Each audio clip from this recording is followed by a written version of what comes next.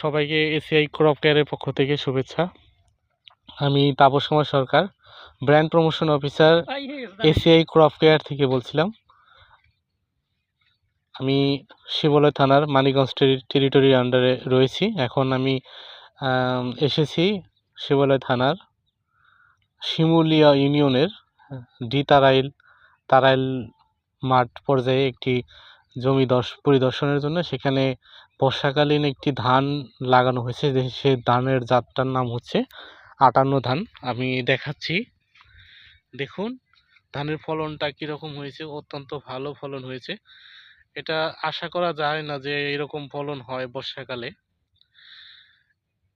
আমি এই জমিতে ওনাকে ফ্লোরা দিতে বলছিলাম, ফ্লোরা এবং এসিবিন এবং এসিমিক্স আমাদের এসিআই ক্রপ কেয়ারের, সেগুলো তিনি নিয়মিত ব্যবহার করার কারণে ধানের ফলন